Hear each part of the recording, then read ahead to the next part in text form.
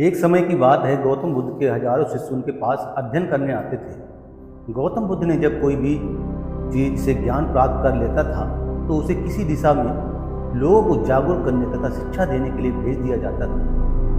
बुद्ध का एक शिष्य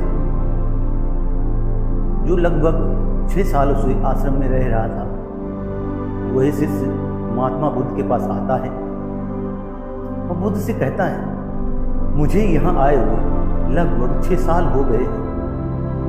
मेरे बाद कितने शिष्य यहाँ पर आए थे, उनमें से सभी शिष्यों को आपने ज्ञान देने के लिए किसी न किसी दिशा में भेज दिया है, लेकिन मुझे अभी तक नहीं भेजा। आखिर ऐसा क्यों? क्या मुझे आपका ज्ञान प्राप्त नहीं हुआ?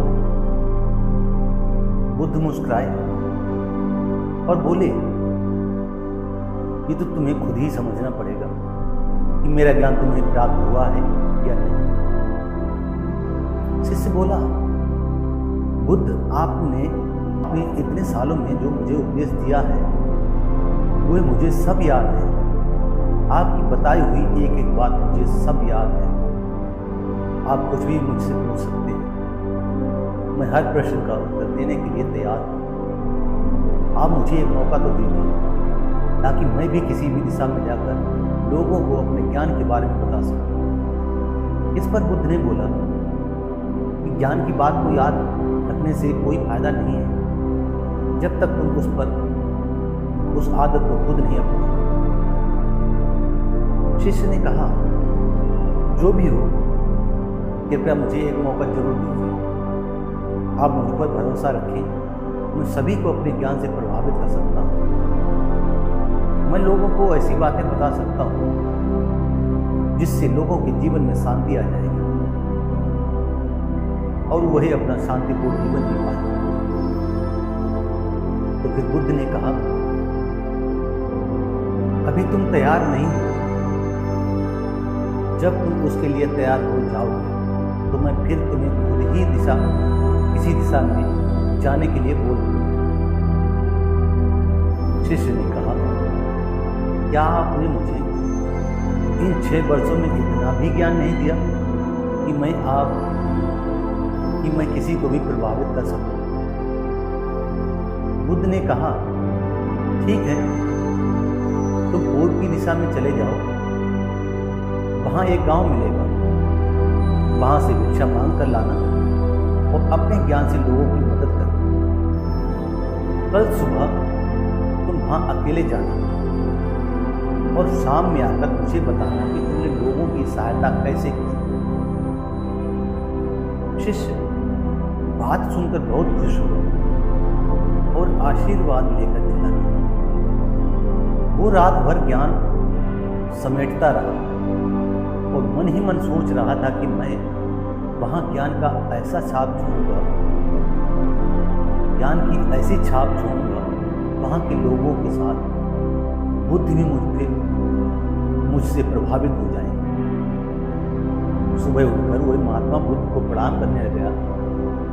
उन्हें प्रणाम कर वह पूर्व दिशा की तरफ निकल गया।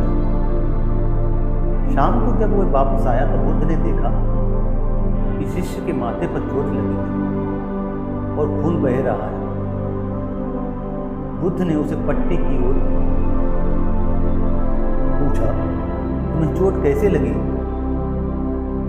शिष्य ने कहा, वहां के लोग बेहद ही दुष्ट हैं, उन्हें जरा भी बुद्धि नहीं है। मैं उस गांव में भिक्षा लेने गया था पर किसी ने मुझे भिक्षा नहीं दी। सब मुझे वहां गालियां दे रहे थे। एक व्यक्ति ने भिक्षा तो दी थी लेकिन नीचे फेंक कर और कहा, इसे उठा लो। मैंने उनसे काफी समझाया लेकिन मेरी बात सुनने को तैयार ही नहीं हुए थे। उन्होंने मेरे साथ हाथापाई की, इससे मुझे चोट लग गई। बुद्ध, आप मुझे दूसरी जगह भेजिए जहाँ के लोगों में ज्ञान हो।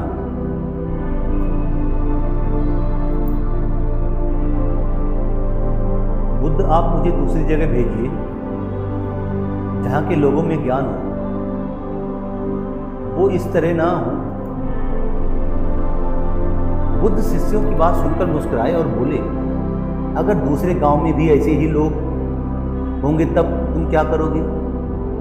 शिष्य ने कहा, बुद्ध, मैं ऐसे लोगों को कोई ज्ञान नहीं दे सकता। वह लोग अज्ञानी हैं, उन्हें कौन समझाए? बुद्ध ने कहा, वो लोग अज्ञानी नहीं बल्कि ज्ञानी हैं। उनके पास बहुत ज्ञान है, परंतु उनके पास खुद का ज्ञान नहीं है। परंतु उनके पास खुद का ज्ञान है।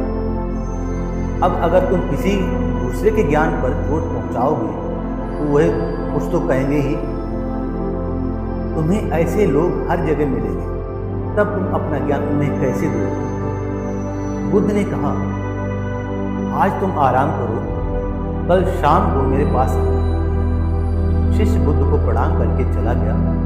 अगली शाम जब वह वापस बुद्ध के पास आया, तब वहां बुद्ध के एक और शिष्य मौजूद थे।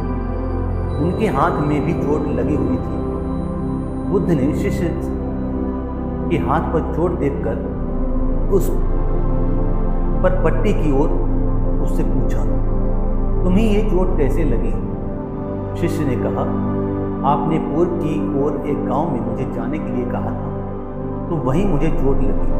बुद्ध ने कहा, वहां तुम्हारे साथ क्या क्या हुआ तुम मुझे बताओ। शिष्य ने कहा, वहां पर मैंने सबसे भिक्षा मांगी, लेकिन किसी ने भी भिक्षा नहीं दी। एक व्यक्ति जिसने भिक्षा दी थी तो उसे जमीन पर फेंक कर दी थी और कहा, इसे उठा दो। तो मैंने उसे उठाकर अपने झोले में रख दिया और मैंने उसे सफल होने का आशीर्वाद दिया।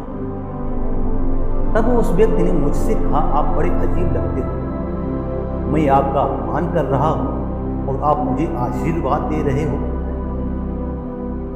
तो मैंने उससे कहा, आप दानी हो, आपने मुझे दान दिया है, इसलिए मैं आपको आशीर्वाद दे रहा हूं। फिर मैं वहां से आगे गया तो कुछ लोगों ने मुझे वहां से वापस जाने के लिए कहा।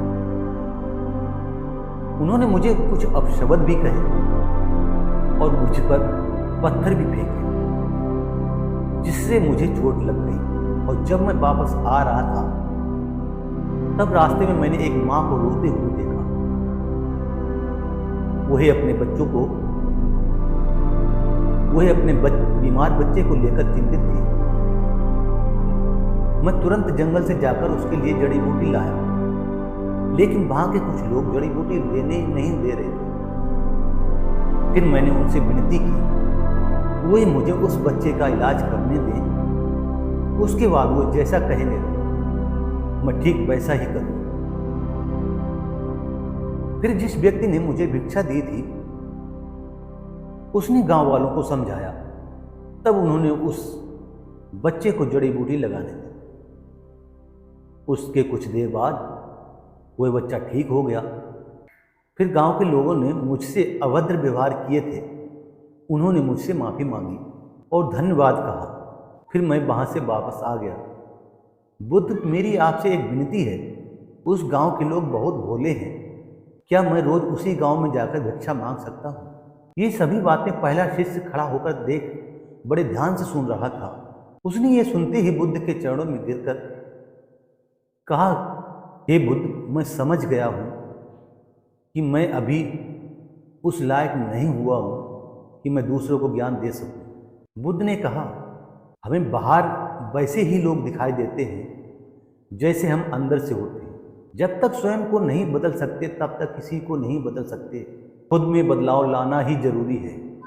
अपने आप में बदलाव लाकर ही इस दुनिया को आप जीत सकते हो। मैं आशा करता हूँ इस कहानी से ज्ञान प्राप्त से अब आपके जीवन में सकारात्मक बदलाव जरूर आएगा। धन्यवाद।